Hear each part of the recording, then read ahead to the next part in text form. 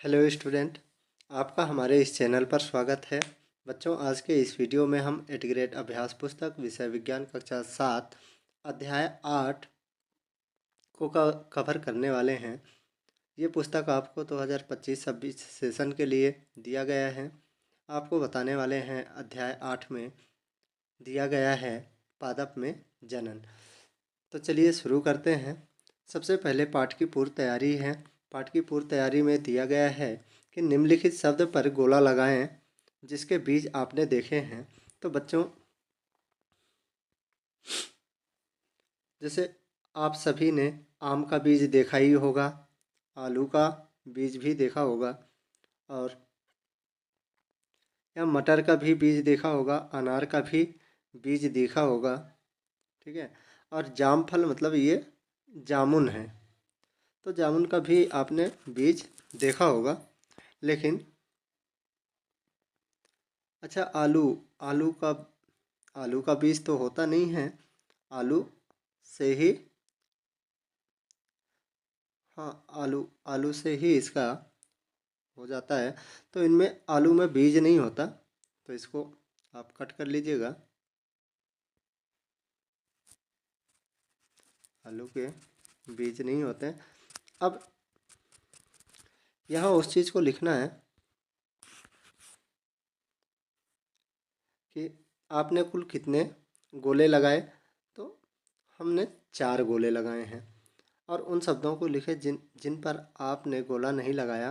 तो बच्चों, गन्ना में गोला नहीं लगाया है, गुलाब में गोला नहीं लगाया, और आलू में, क्योंकि इनमें बीज हमने नहीं देखा है, इनका बीज नहीं होता। आगे है, साथी से चर्चा करो कि इनको कैसे उगाया जाता है। गुलाब के पौधे को कैसे उगाया जाता है। तो बच्चों, इसमें आप लिखेंगे कि गुलाब के पौधे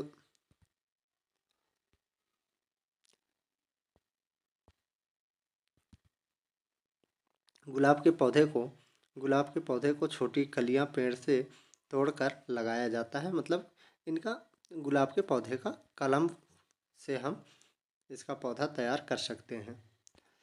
आगे है बच्चों की वस्तुनिष्ठ प्रश्न, जो सही विकल्प चुनकर लिखिए। दिए गए जीवन चक्र में सही जीवन चक्र है। तो बच्चों, इसका राइट आंसर हो जाएगा कि शिशु, किशोर, बच्चा और वयस्क। तो आपका राइट आंसर बी नंबर हो जाएगा। इस बी को आप यहाँ शिशु, किशोर, बच्चा और वयस्क यहाँ आप उत्तर में लिख लीजिएगा। अगला है, सजीवों में जीवन चक्र की सही पथक्रम को चुनकर लिखिए। तो बच्चों, इसका आपका डी नंबर हो जाएगा।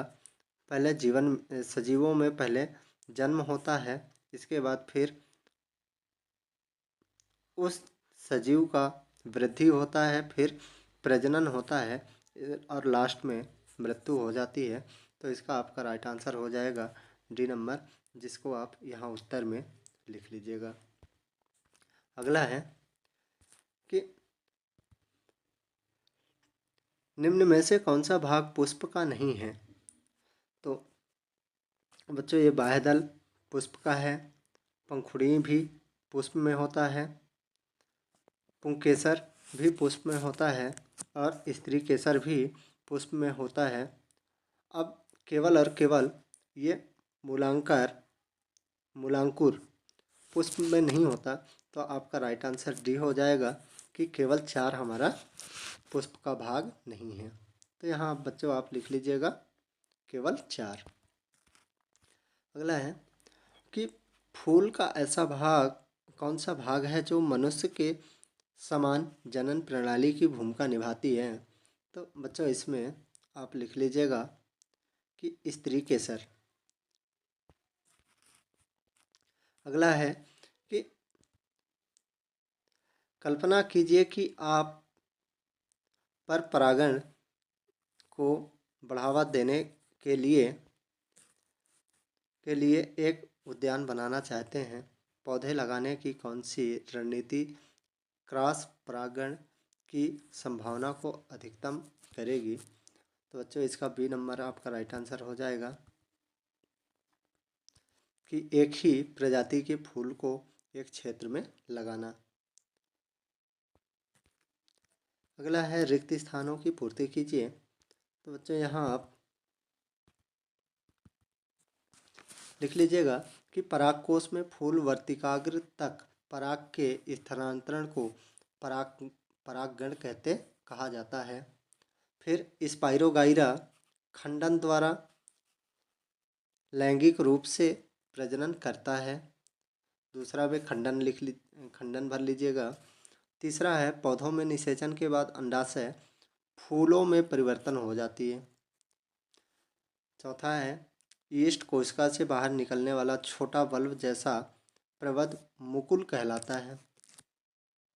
और लास्ट है आपका कायिक प्रवर्धन द्वारा उत्पन्न पादपों में पुष्प और फल कम अवधि में आ जाते हैं। अगला है लघु उत्तरीय प्रश्न टाइप में प्रश्न है कि पहेली जानना चाहती हैं क्या नए पादप सदैव बीज से ही उगते हैं। तो यहाँ आपको लिखना है बच्चों कि नहीं, सभी पौधे बीज से नहीं उगाए जाते। नए पादप केवल बीज से नहीं उगते, कुछ पौधे कायिक प्रबंधन द्वारा भी उगते हैं। तो बच्चों यहाँ कायिक प्रबंधन हम सरल भाषा में अगर देखें तो जैसे अपन लोग देखते हैं कि कलम काट करके कई पौधों को उगाया जाता है, तो वही है कायिक प्रबंधन। सरल भाषाओं में अपने गांव की भाषा में कि अपन लोग कह सकते हैं कि ये कलम से नए पौधे को उगाना। तीसरा है निषेचन के पश्चात फूल में होने वाले कोई दो परिवर्तन बताइए। तो निषेचन के पश्चात पुष्प के अंडाशय से फल का निर्माण होता है और बीजांड में बीज बनते हैं। चौथा है कायिक प्रबंधन के दो लाभ। तो कायिक प्रबंधन के दो लाभ, पहला है कि नए पौधे तेजी से उगते हैं और यह बिना बीज के पौधे उगाने का तरीका है। अगला है बूझो जानना चाहता है कि परागण में उपस्थित नर युग्मक किस प्रकार बीजांड में उपस्थित मादा युग्मक तक पहुंचता है। तो बच्चों इसके उत्तर में लिखिएगा कि परागकण के अंडाशय तक पहुंचने पर नर युग्मक पराग नलिका के माध्यम से बीजांड तक पहुंचता है। तो बच्चों यहाँ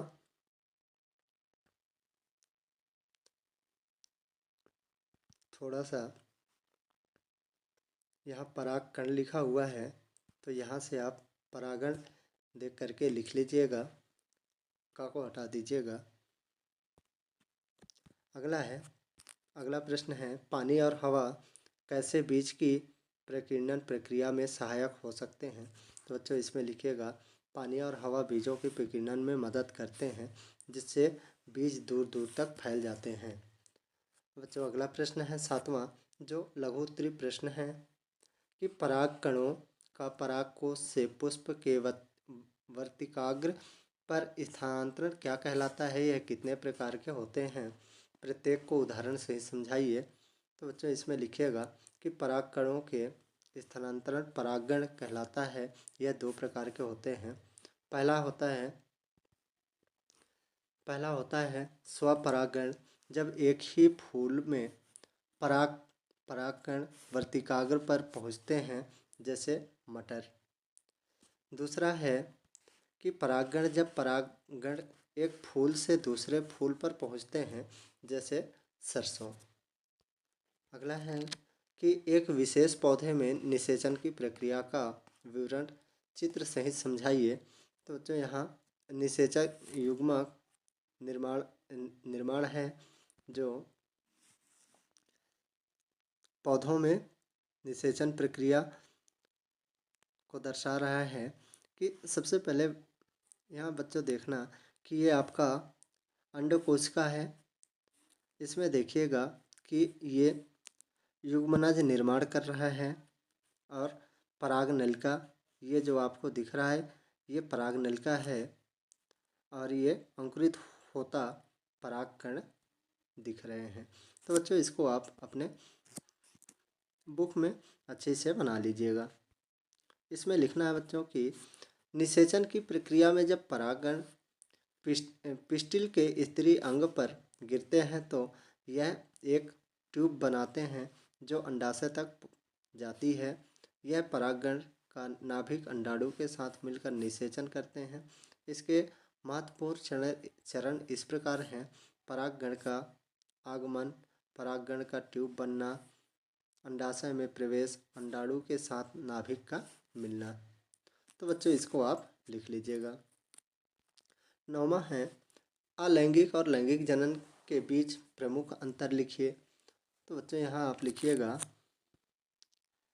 कि लैंगिक जनन परागकण और अंडाणु के मिलन से होता है। नए पौधों में माता पिता दोनों के गुण पाए जाते हैं।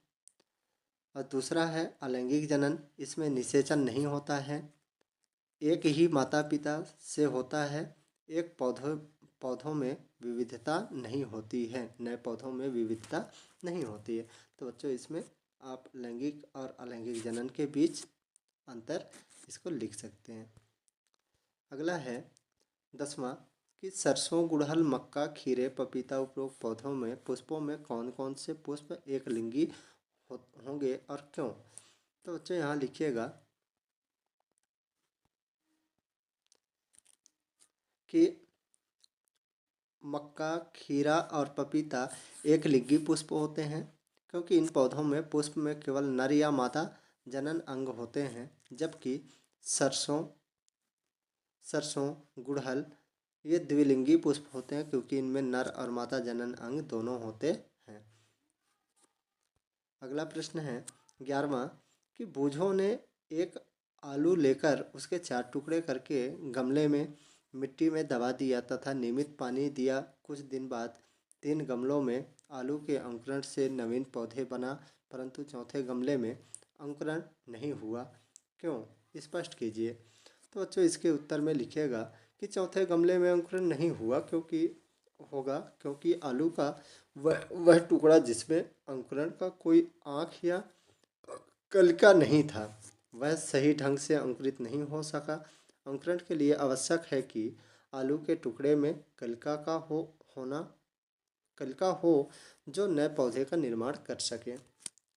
अगला है बच्चों की दीर्घ उत्तरी टाइप प्रश्न है 12वां कि यीस्ट में जनन को चित्र द्वारा स्पष्ट कीजिए। तो यीस्ट में मुकुलन द्वारा जनन, तो बच्चों इसको आप इस चित्र को अच्छे से देख करके अपने किताब से भी देख सकते हैं, यहाँ से भी देख सकते हैं। किताब में भी ये वाला चित्र है, मैं किताब से ही लेकर के यहाँ मैं लगाया हूँ। तो बच्चों यहाँ से आप इसको देख करके बना लीजिए और इसके बारे में लिखना है कि यीस्ट में जनन का तरीका कली द्वारा होता है। यहाँ काली लिखा हुआ है, तो यहाँ आप कली लिख लीजिएगा। कली द्वारा होता है। इसमें एक नई कोशिका मुख्य कोशिका से निकलती है और धीरे धीरे विकसित होकर एक नई स्वतंत्र कोशिका बन जाती है। यह प्रक्रिया सरल विभाजन के माध्यम से होती है। अगला है पौधों में जनन की प्रक्रिया में फूल के प्रत्येक भाग की भूमिका का वर्णन कीजिए। तो बच्चों यहाँ आप लिखिएगा कि पंखुड़ियाँ परागकणों को आकर्षित करती हैं। सेंटर फूलों को विकसित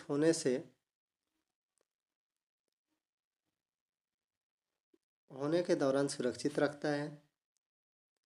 अंडाशय, इसमें अंडाणु होते हैं जो निषेचन होने के बाद बीज बनते हैं। और परागकोश है, इसमें परागकण बनते हैं जो निषेचन के लिए सहायक होता है। और फिलामेंट और जंतर परागकण को हवा में फैलने में मदद करता है। अगला है बीजों के प्रकीर्णन की विभिन्न विधियों का वर्णन कीजिए। तो बच्चों यहाँ लिखिएगा पहला मैपिल लिखिएगा। मैपिल में हवा द्वारा फैलते हैं, बीज हल्के और पंखदार होते हैं। दूसरा है मंदार, हवा द्वारा प्रकीर्णित होते हैं, बीज पंखदार होते हैं और हवा के साथ उड़ते हैं। तीसरा है कांटेदार बीज, जिसको कटंकी कहते हैं, जानवरों के शरीर पर चिपक कर जाते हैं और जानवरों के साथ नए स्थान पर फैलते हैं। और चौथा है जेंथियम, पानी द्वारा फैलने से, यहाँ बच्चों यहाँ बीज लिख लीजिएगा, मिस टाइप हो गया है। कि बीज जल में तैरते हैं और बहते बहते पानी के साथ फैलते हैं। अगला है प्रोजेक्ट आ गया हमारा पहला कि किसी गुलाब के पौधे में उसके तने को पर्व संधि से काटकर गमले में लगाइए तथा उस कलम में से होने वाले परिवर्तन को निम्नलिखित तालिका में लिखिए। तो बच्चों यहाँ लिखिएगा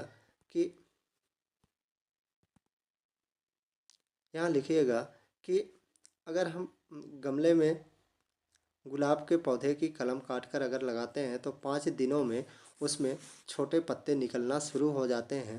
15 दिन बाद नए पत्ते और शाखाएं उगने लगते हैं। 1 महीने के पश्चात पौधे स्वस्थ और विकसित होता है और 3 महीने के पश्चात पौधे में फूल और पत्तियां अच्छी होने लगती हैं। प्रोजेक्ट नंबर दूसरा है कि अपने घर में से अलग अलग प्रकार के बीजों का छोटे छोटे पैकेट में एकत्र कीजिए एवं नाम लिखिए। बताइए कि घरों में किस काम आता है। तो बच्चे यहाँ लिखिएगा कि मूंग की बीज जो अंकुरित मूंग के लिए स्वास्थ्य के लिए अच्छा होता है और इसको सुबह के नाश्ते के रूप में खाया जाता है। दूसरा है धनिया के बीज जो मसाले के रूप में काम आता है, उपयोग करते हैं। और तीसरा है सरसों का बीज जो सरसों के तेल बनाने में काम आता है। तो बच्चों ये कंप्लीट हो गया। अब अगर आप इस वीडियो को पहली बार देख रहे हैं तो प्लीज़ लाइक कर दीजिएगा। अगर वीडियो अच्छा लगा हो तो सब्सक्राइब कर दीजिएगा और ऑल वाली नोटिफिकेशन को ऑन कर दीजिएगा ताकि अगली वीडियो आप तक सही समय पर पहुंच सके। धन्यवाद।